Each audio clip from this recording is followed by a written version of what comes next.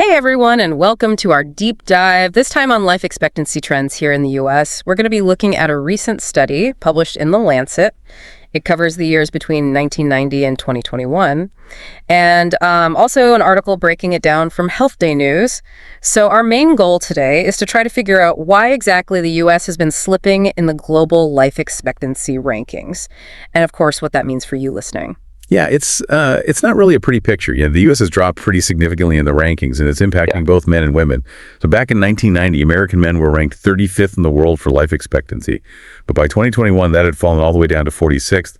And for women, they went from 19th down to 47th in the same period. Wow, those are some pretty big drops. So what does this actually mean for people you know who live here in the U.S.? Well, think about it this way. Imagine people in other developed countries around the world, on average, they're living longer.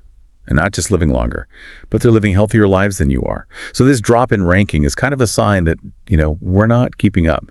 It's not just about living longer. It's also about the quality of those extra years, Yeah, that makes you think about how we even measure a long life, right? It's not just about getting to a certain age. It's about how healthy you are during all those years. Exactly. And that's where this thing called healthy life expectancy comes in. It's, imagine you live to be 80.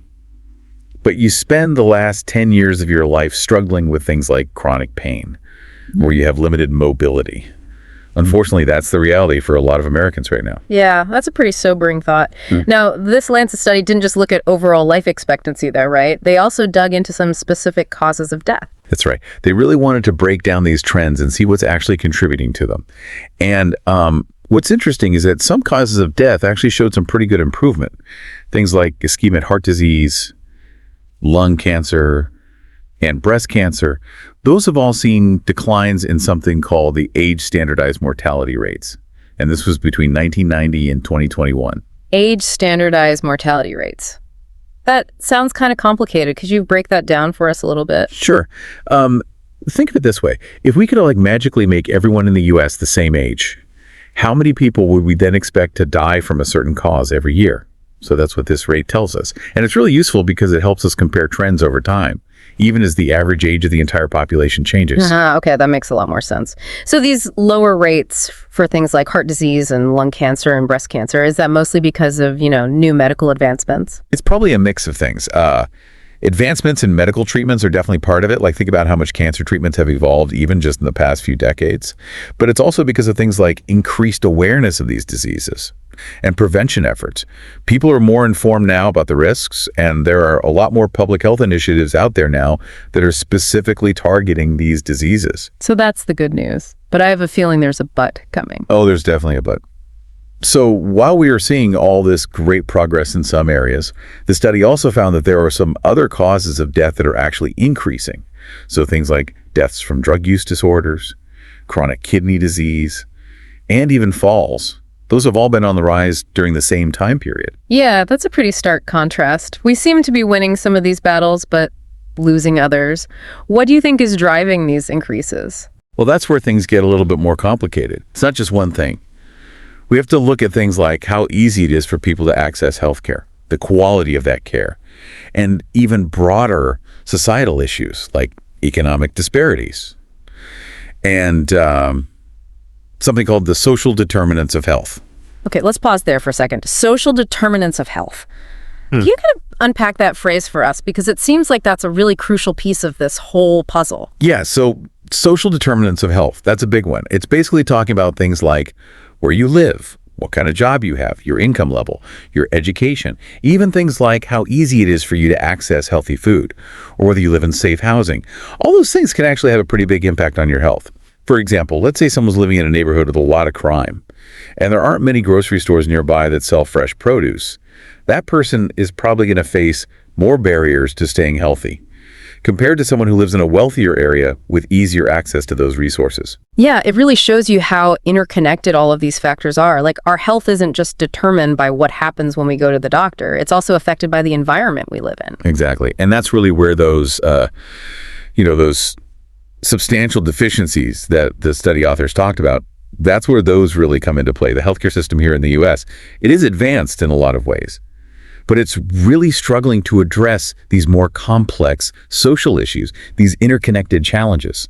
So are we basically talking about just access to affordable healthcare then? Well, that's a big part of it, for sure.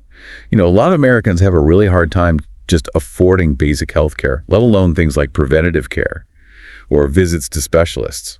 But it's not even just about the cost. Sometimes it's about whether those services are even available in the first place, especially if you live in a more rural area. And there are also disparities in the quality of care that people receive, depending on things like their race or their income level. You mentioned disparities earlier, and I know that the study also looked at differences in life expectancy and health outcomes across different states. Oh, yeah. It definitely did. The U.S. is a really diverse country. Yeah. And where you live can have a huge impact on your overall health. Some states have way higher rates of chronic diseases than others. Some are dealing with the opioid epidemic. Others have problems related to poverty or a lack of access to good health care. It's almost like you're seeing this global life expectancy problem playing out. Yeah. But just within the U.S. itself. So it's kind of a double whammy then. The U.S. is slipping in the global rankings, and then even within the country itself, there are these huge gaps between different states. So what does all this mean for the people listening to this right now? How are they supposed to make sense of all this? And where do we even begin to try to fix these problems? Well, I think the first step is just understanding the problem. This study is kind of like a wake-up call. It's telling us that we need to take a closer look at our healthcare system.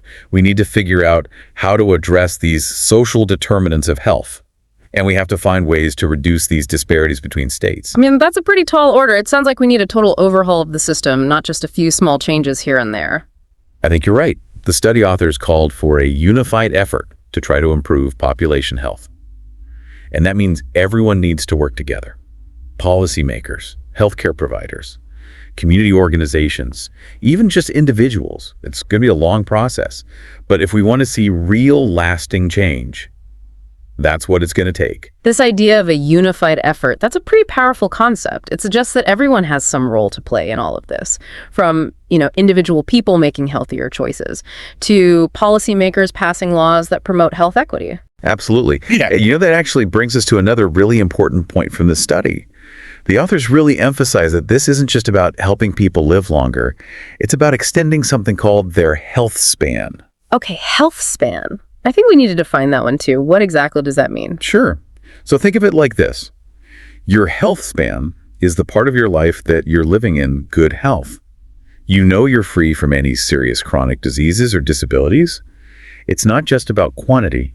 It's about quality of life. So the goal isn't just to tack on extra years to the end of our lives. It's to make sure that those years are actually good years, healthy and fulfilling years. Exactly. And to do that, we need to kind of shift our focus a little bit. We need to start prioritizing things like preventative care and disease management and creating systems that help people age gracefully and stay independent for as long as possible. It's almost like we need to start thinking more holistically, looking at the big picture of health, instead of just trying to treat individual diseases as they pop up. I think that's a great way to put it. It's about recognizing that our health, it's influenced by so many different things. Our biology, social factors, economic factors, even the environment we live in. I feel like this study has just opened up this huge can of worms. We started by talking about declining life expectancy, and then we got into the healthcare system and social determinants of health. Wow. And now we're talking about health span. It's a lot to process. It definitely is. But I think it's important to remember that this is just one study. It's just one perspective on a really complex issue. Yeah, that's true. There's a ton of research being done on all of this, and there are a lot of different opinions out there. That's a good point. It's really easy to just get caught up in those headlines and those big, scary numbers, but it's always good to dig a little deeper to see if you can find different perspectives and maybe even different interpretations of the data. It's easy to look at all this and just feel completely overwhelmed, but even small changes can make a big difference. So let's talk about that. What are some things that our listeners can do? Like on a personal level, to maybe improve their own health span? Well, a lot of it comes down to focusing on the things that we can actually control. Right. Like our diet and exercise habits. Eating a balanced diet can make a huge difference.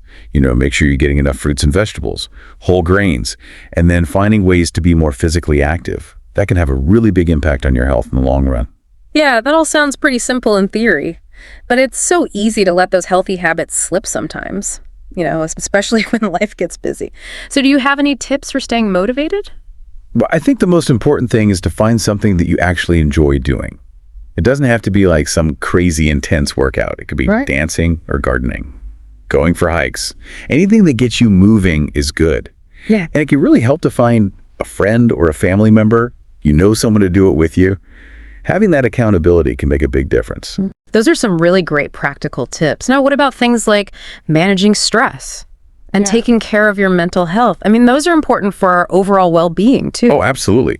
When you're stressed all the time, it takes a toll on both your mind and body. Yeah. So it's really important to find healthy ways to deal with that stress, whether that's through meditation or yoga, spending time out in nature, maybe even talking to a therapist. I guess it all comes down to finding what works best for you as an individual. Exactly. There's no one-size-fits-all approach to this stuff. Okay, so we've talked about a lot of different things today. You know, we looked at why life expectancy is declining in the U.S., we got into the healthcare system, social determinants of health, and even this concept of health span.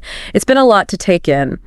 But as we wrap up this deep dive, what are some of the key takeaways you hope our listeners will remember? Well, I really hope that people come away from this with a better understanding of all the different factors that contribute to living a long and healthy life.